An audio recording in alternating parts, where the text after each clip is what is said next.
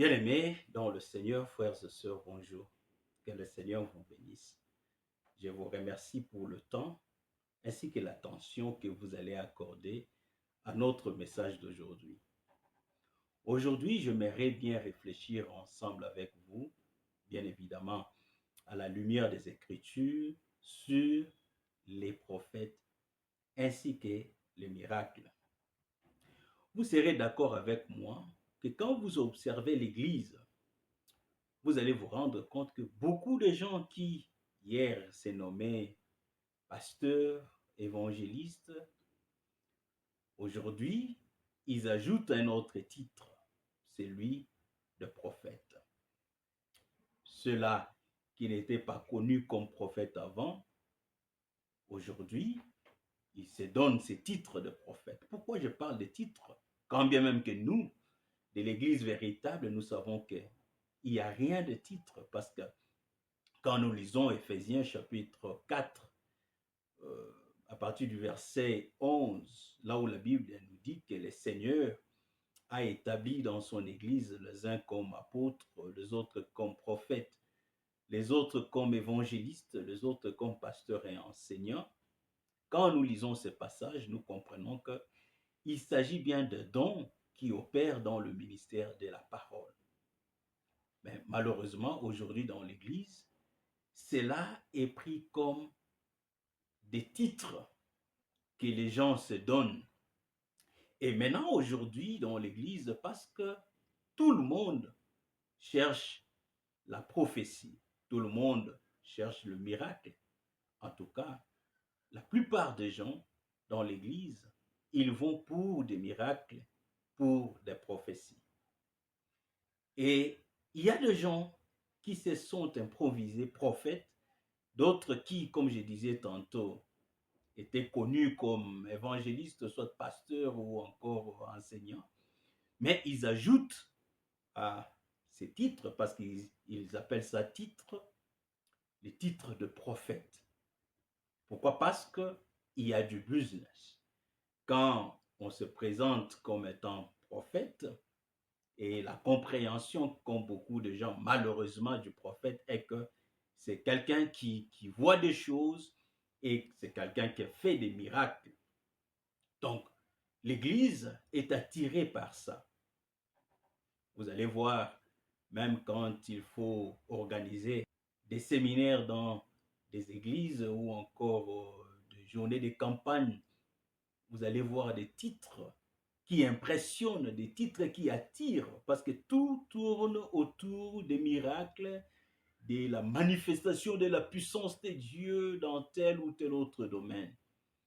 Et parce que les gens ont beaucoup de problèmes, les gens ont des problèmes de santé, des problèmes de chômage, beaucoup de difficultés dans la vie, alors ils y vont pour trouver des miracles pour être prophétisés.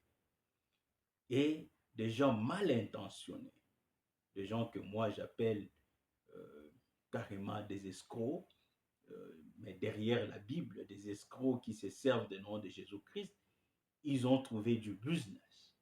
Voilà pourquoi aujourd'hui tout le monde veut être appelé prophète, parce qu'il sait qu'en se présentant comme tel, il y aura beaucoup de gens qui viendront, parce que les gens ont la démangeaison, comme la Bible dit dans 2 Timothée chapitre 4, la démangeaison d'écouter. Ils veulent de belles paroles. Ils sont là pour de beaux discours qui font du bien à l'oreille. Et l'Église est dans cette ébullition. L'Église est dans beaucoup de mouvements pareils. Et cela, malheureusement, les emprisonne davantage, parce que ceux-là qui viennent à eux comme étant prophètes, ce ne sont pas de vrais serviteurs de Dieu. Ce sont des escrocs, ce sont des voleurs. En tout cas, il ne faut pas qu'on puisse mâcher les mots. Ce sont des gens qui, en réalité, ne doivent pas ou encore ne méritent pas la confiance de l'Église. Mais parce que l'Église, au départ, n'est pas bien enseignée, l'Église est malheureusement tombée dans leur piège. Bien-aimés dans le Seigneur, nous voulons que nous puissions réfléchir ensemble sur ces gens, sur ces prophètes, sur ces faiseurs des miracles. Quand nous lisons avec attention les Saintes Écritures, nous nous rendons compte que dans la Bible, il y a plus ou moins 133 prophètes, parmi lesquels nous comptons à peu près 16 femmes qui étaient aussi des prophétesses. Mais quand on observe de près, nous trouvons que parmi tous ces prophètes, peu seulement faisaient des miracles.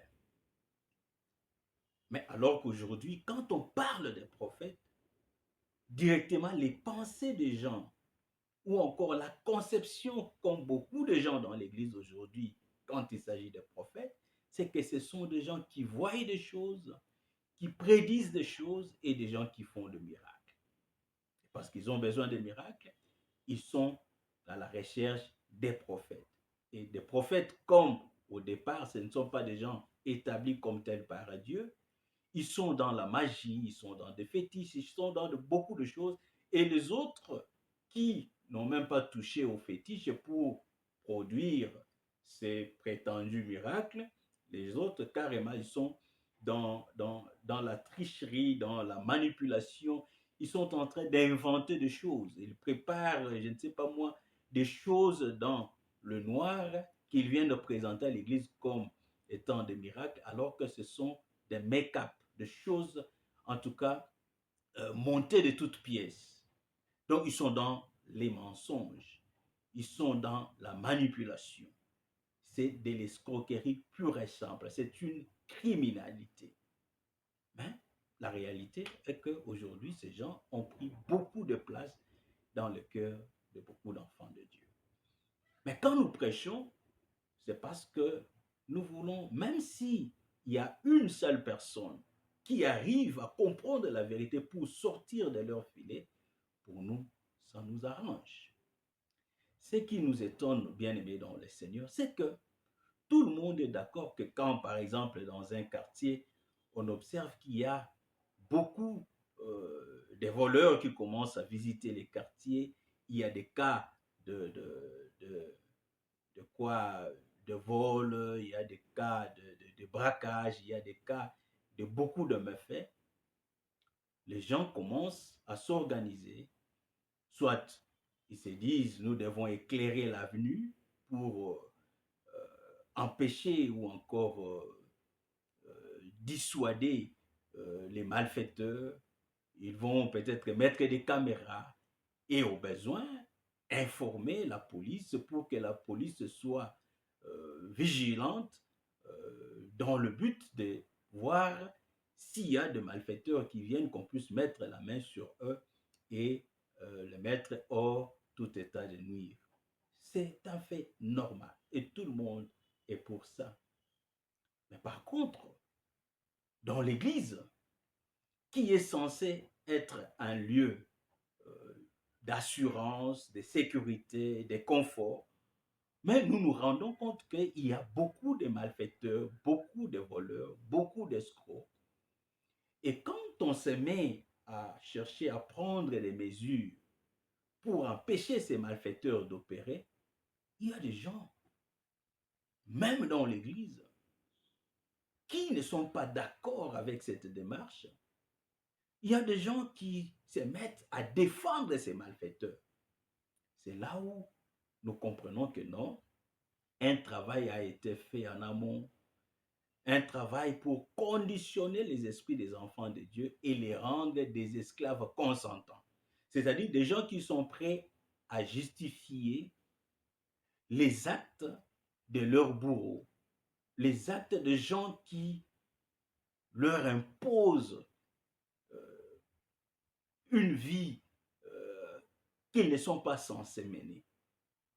L'Église est bel et bien remplie des esclaves consentants. Revenons à ce que je disais tantôt sur les prophètes et les miracles. Je disais, bien aimé dans le Seigneur, que pour beaucoup d'enfants de Dieu, quand on parle de prophètes, on voit des gens qui prédisent des choses, des gens qui voient ou qui communiquent avec Dieu par des voies mystiques.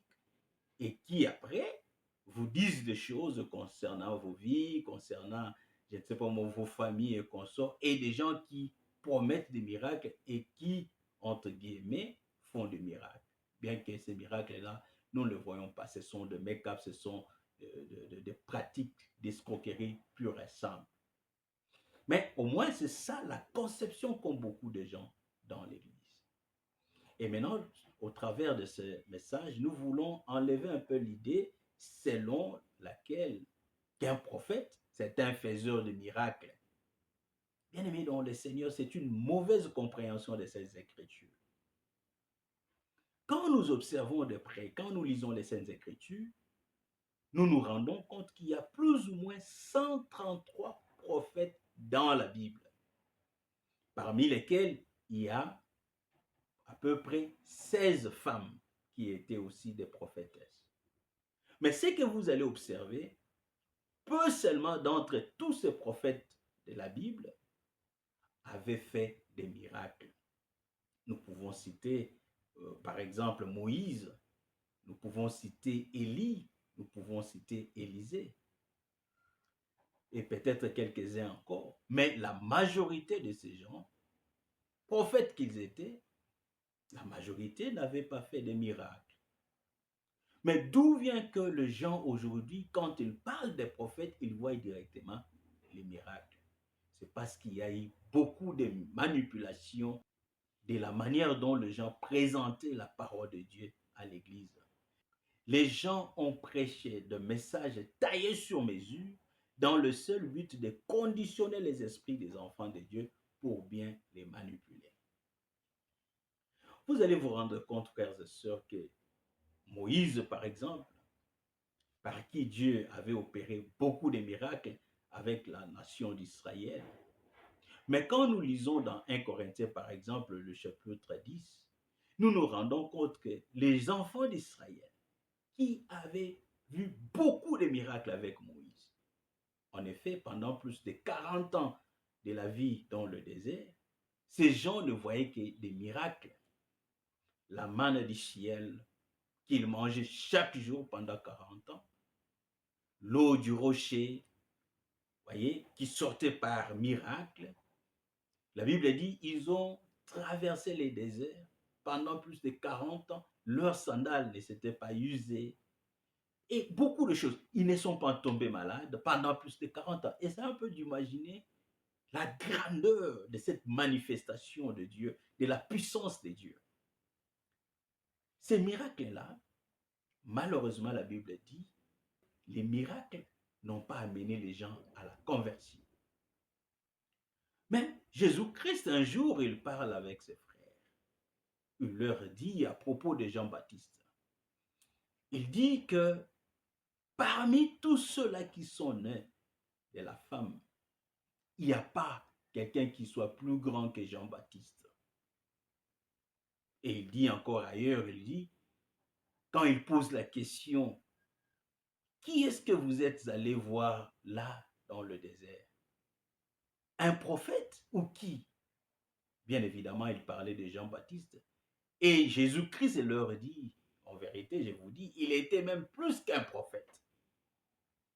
Bien aimé dans le Seigneur.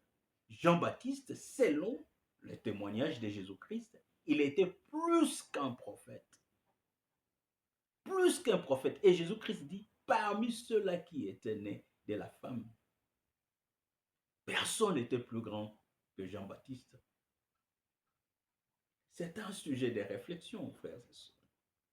Ces grands prophètes, selon le témoignage de Jésus-Christ, quand nous arrivons maintenant dans Jean chapitre 10, la Bible nous dit, le verset 41, que les gens ont observé la vie de Jean-Baptiste. Les gens se sont rendus compte que ces grands prophètes, que Jean-Baptiste, n'avait pas fait de miracle, n'avait produit aucun miracle. Voilà. Il n'avait presque rien prédit et il n'avait pas fait de miracle. Et pourtant, Jésus-Christ dit, il n'y avait pas de grand que lui. Il n'y avait personne qui soit grand que Jean-Baptiste. Mais ces gens Baptiste, qui était plus que tous les autres prophètes, selon le témoignage de Jésus-Christ, lui n'avait pas fait de miracle. Mais la Bible dit que tout ce qu'il avait dit au sujet de Jésus-Christ, c'est-à-dire le message qu'il avait produit, les paroles qu'il avait dites, étaient vraies. C'est ça le prophète. Bien-aimés dans le Seigneur, enlevez cette conception dans votre tête. Un prophète, ce n'est pas d'abord un faiseur de miracles. Pour faire des miracles, il faut avoir le don de miracle de la part du Seigneur. Mais tu peux être un prophète de Dieu sans rien prédire et sans faire de miracles. Mais les paroles que tu prêches doivent être vraies, conformes à la pensée de Dieu telle qu'elle est révélée dans les Saintes Écritures. Quand nous lisons toujours les Saintes Écritures, frères et sœurs, la Bible parle d'Abraham comme étant prophète. Souvenez-vous, quand un roi voulait prendre sa femme, quand Dieu va se révéler à ce roi, Dieu lui dit, remets-lui sa femme parce que son mari est un prophète. Abraham est un prophète. Mais où est-ce que nous trouvons dans les Écritures une prédiction d'Abraham? Il n'y a pas. Où est-ce que nous trouvons dans les Saintes Écritures un miracle qu'Abraham avait fait? Il n'y a pas. Et pourtant, Elohim témoigne à propos d'Abraham qu'il était un prophète. Sais-tu qu'Abraham était un prophète? Voilà, frères et sœurs. Donc, en dehors de ce que je vous disais tantôt sur plus ou moins 133 prophètes de la Bible, dont la grande majorité n'avaient pas fait de miracles, n'est-ce pas, nous lisons dans la Bible des prophètes comme Ésaïe, comme Jérémie et beaucoup d'autres, Michée et beaucoup d'autres. Avaient-ils fait des miracles? Non. Église de Jésus-Christ, ne soyez pas manipulés par qui que ce soit. Notre Dieu est un Dieu de miracles. Mais l'église véritable de Jésus-Christ ne prêche pas le miracle. Parce que notre Maître Jésus-Christ n'avait pas prêché des miracles, mais il avait fait des miracles. Alors, s'il y a quelqu'un qui prétend avoir le don de miracle, il fera les miracles sans pour autant chercher à prêcher. Mais quand on commence à faire, par exemple, des banderoles, des affiches, on colle partout, on met dans des coins des rues, pour inviter les gens, venez voir la main de Dieu, un séminaire de miracles, de la puissance. Bien-aimés dans le Seigneur, comprenez qu'il s'agit là d'une escroquerie pure et simple. En effet, c'est un moyen par lequel ils peuvent vous avoir dans leur filet. Parce qu'ils savent que vous changez des églises. Vous allez d'un endroit à un autre pour chercher des prophètes qui font des miracles. Alors, parce qu'ils savent que c'est ce que vous désirez, alors ils vous les proposent. Et ils montent des choses de toutes pièces pour que quand vous allez arriver, vous puissiez évidemment croire que réellement il y a des miracles alors qu'il n'y en a jamais eu. S'il y en a, en tout cas, ce sont des choses montées de toutes pièces comme nous avons déjà dit dans beaucoup de nos messages. Des choses que nous avons vécues. Nous ne parlons pas des choses en l'air, des choses que nous avons vécues. Des gens qui vous promettent des miracles, mais quand vous venez, vous trouvez que non, il n'y a aucun miracle qui s'est produit. Ou carrément, on va chercher un malade, je ne sais pas moi, de très loin, quelqu'un qui en réalité n'est pas malade, mais on le prépare comme étant un malade, on l'amène à l'église.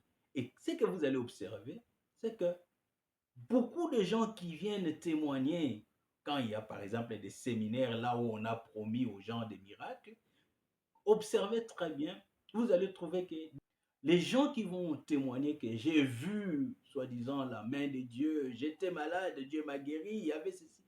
Très souvent, ce sont des gens que personne ne connaît dans l'église. Ce sont des gens qu'on prépare de loin et qu'on amène. Juste pour mentir à l'église que non, il y a eu ceci. Alors que ce sont des gens qu'on avait préparés longtemps avant. Et après les séminaires, après, je ne sais pas moi, la campagne, c'est fini, ces gens-là vont disparaître. Ils ne viendront plus dans l'église. Ils vont disparaître. Pourquoi? Parce qu'on les a préparés de loin. Ils sont venus juste pour accompagner leurs mensonges. Parce qu'ils savent. Quand vous allez croire à cela comme étant un miracle, et maintenant les soi-disant faiseurs de miracles, quand il va vous dire, maintenant, il faut s'aimer quelque chose si vous voulez voir cette main de Dieu qui a opéré dans tel ou tel autre frère, s'opérer aussi dans votre vie, mais vous êtes désarmé. Vous devenez en ce moment-là irrationnel parce que par ces miracles faits ou montés de toutes pièces, votre capacité de réflexion est complètement détruite. Vous êtes désarmé spirituellement et moralement. Il n'y a plus de réflexion, il n'y a plus de raison en vous. Ce qui agit en vous, c'est quoi? C'est de l'émotion. Et sous le coup de l'émotion, on cesse d'être rationnel et on est prêt à tout faire.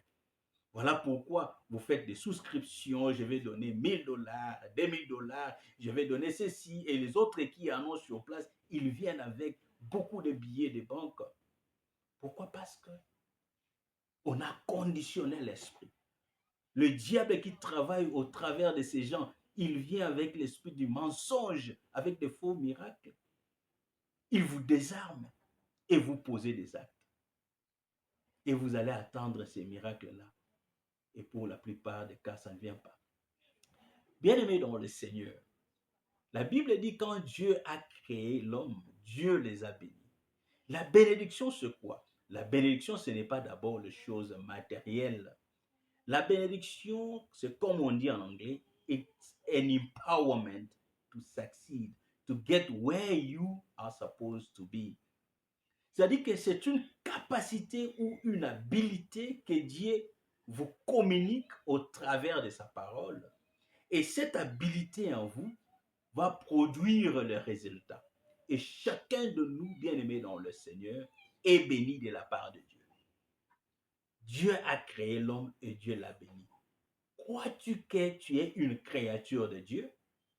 Si c'est oui, mon frère, si c'est oui, ma soeur, c'est ça ta conviction, que tu es vraiment une créature de Dieu, alors la Bible dit, Dieu t'a créé et Dieu t'a béni.